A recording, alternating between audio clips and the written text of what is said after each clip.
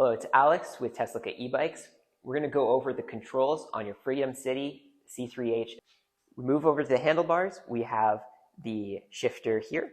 You can shift down with the thumb and put the shift up with the index finger. You got your brake levers and you got the bell right here. Front, you have your front light and then your LCD here to control the power and the throttle over here. Turn the bike on, just press and hold the power button. When the LCD comes on, it can be important to realize that each of the buttons here has a feature both when you press and hold and when you tap it.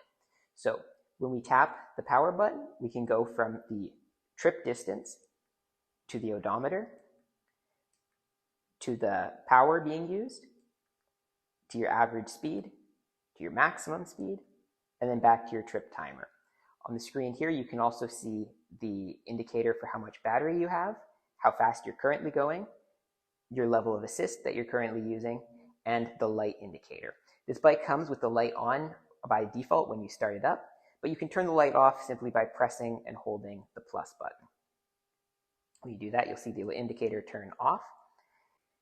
Right here you can see.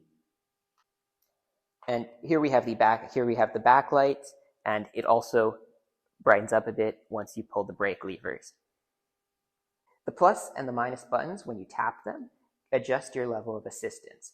So currently we're on the minimum level of assistance. You can go up to 2, 3, 4, and 5. 5 is your maximum level of assistance. You go all the way back down again. You can also go down to 0. 0, you're receiving no power to the bike at all. It's just functioning like a normal bike. If you want to reset your trip timer, all you have to do is press the plus and minus signs both at once and hold.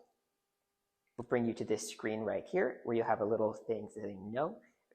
Switch the N to a Y for yes, and then just press the power button.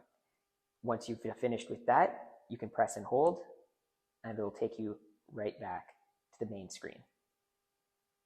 So when you're riding the bike, you can either ride it with the pedal assistance or you can use it for a short burst with the throttle.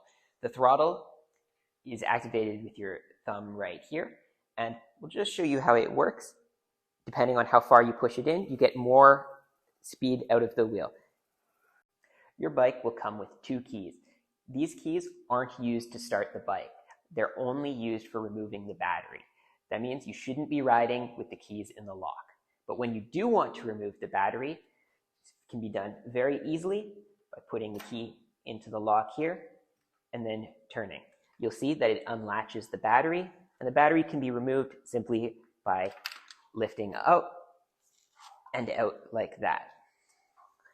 You have the battery here, and now that we have it here, we can take a little closer look at the various things on the battery. At the top here, we have a power indicator. You can see that it lights up here. So there are 4 lights and they'll go out as the battery runs out of power.